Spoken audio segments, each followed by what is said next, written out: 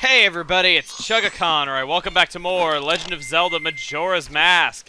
In the last episode, we left Woodfall Temple briefly to go get some things done, because at nighttime we knew that that old woman was going to get robbed, and while we were there we discovered a few other things we could do.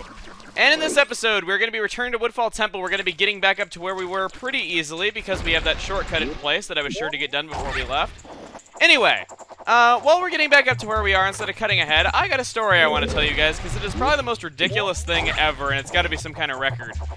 This is the first video that I'm actually recording in my own house. I lived with my mother through college years, and now that I'm pretty much just done with everything in Florida, I am living on my own now. Well, getting a house in a town full of old people is really tough to do when you are 21, because they just assume like every 21-year-old drinks. You know, they never believe you if you say you're sober. Well, my landlord was really desperate for... Whoa, I actually made that as a deku! He was really desperate to get, you know, the association to accept me to live in this neighborhood. And as funny as this is, he typed one of my nicknames into Google. He came up with my YouTube account. And basically, he tried typing my YouTube username into Google. And he showed the results to the association. And quite literally, I got approved for a house because my name came up on Google before Chuck Norris. I am not joking. Yes, I got approved for a house because I make LP videos and my name comes up before Chuck Norris on YouTube servers. Anyway, stray fairy right there, that's pretty much it. That's all I really wanted to show. So now that we did that, I'm gonna go ahead and get out my bow. And we gotta shoot through the fire, flames, and we got to shoot that. Whoa, what was that in my camera right there? What? Why is the camera acting so weird? Shoot that, and that'll open the door. We should have 11 stray fairies going into this room. Thank God this isn't poison water. We'd have a repeat of the lily pad of death, man.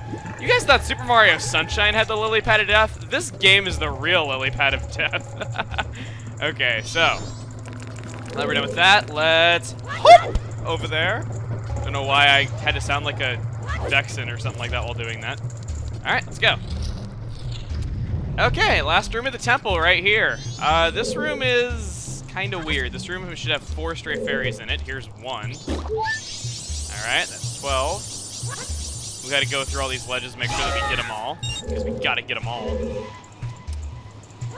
We got over here, and we got another one right here. Very nice. Okay!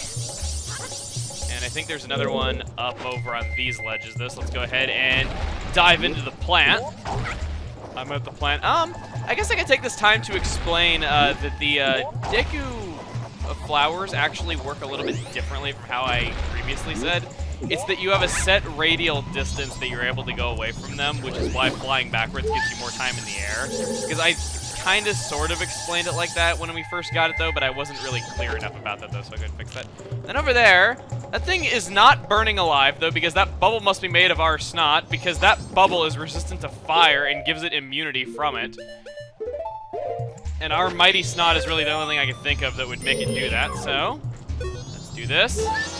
And we have all 15 stray fairies as specified by the thing. The thing that we got.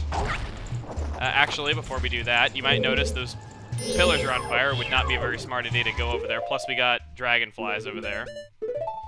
Which, you know what? I should check to see if those things are really called dragonflies, because I remember them having a really boring anticlimactic name, and I forget if that's what they actually are. Can I lock onto one and use tattle? Yep, it's a dragonfly. Okay. So I am right. I probably got a lot of comments saying, like, oh my god, they're not called dragonflies, because there's no way that they would name an official enemy that. Yep, they did. I knew it. And those comments are going to feel so kind of like all those comments that were telling me like, oh, well, there's those rupees that you can get in Clocktown. Why are you not getting those? And I was having to tell them that you can't get them as a Deku because, you know. And I think I screwed myself here, so. Why didn't you jump? You just plummeted? I'm going back to Mario 64. At least that game had a jump button. Alright, so the reason that I explained that whole radial thing, which I screwed up while I was explaining it, is that you want to use that to your advantage by just letting it descend so you can get in here, because this is where you want to go. So let's go here. And if you want to grab onto the ledge... Well, actually, I didn't need to right there. Oh, get in, get in, get in. Okay, thank God. Get above me. No, no, no! Alright, let's just drown in the water on purpose. Because that'll put us right back over here. And, this is...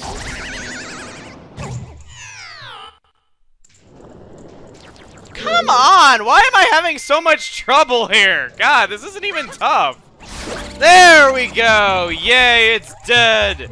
Okay, so now that we're over here, we could go for those really jerkishly placed rupees that have Skulltulas guarding them. But I'm just going to ignore them for the time being. Get over here, break these open, get some green rupees. Wow, they committed suicide. And going in here, let's go ahead and take off our Deku mask.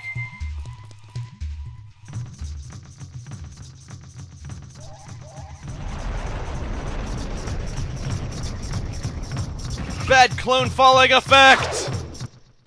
Meet Masked Jungle Warrior, Adalwa!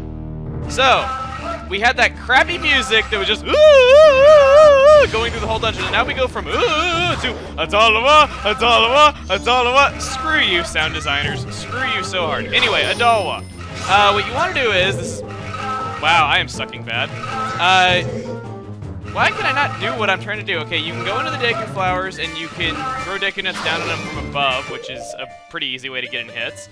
You can alternatively use them as your regular self, which doesn't really do as much, though.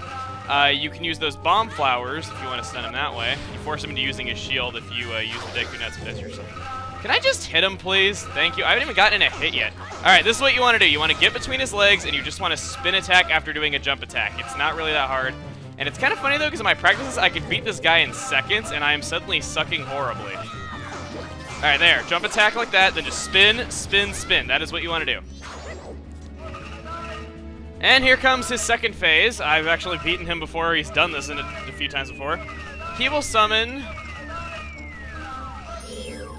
which we can identify, or can't we? I guess these are just generic bug things. Okay, can we get him?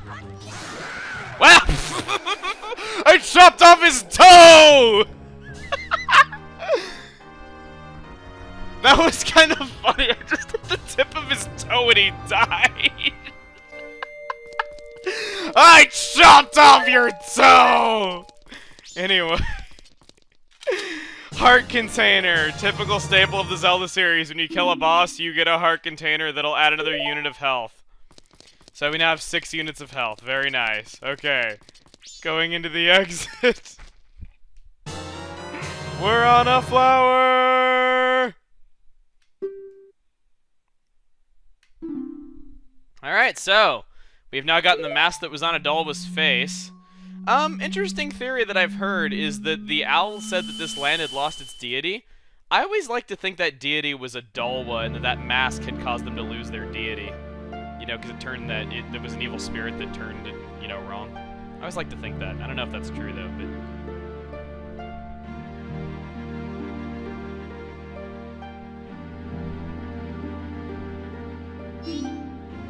What's that?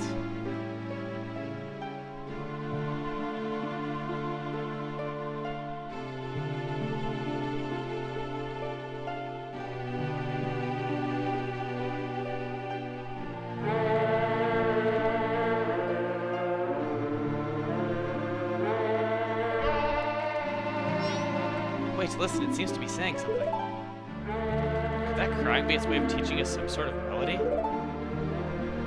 Don't just stand there, get your instruments!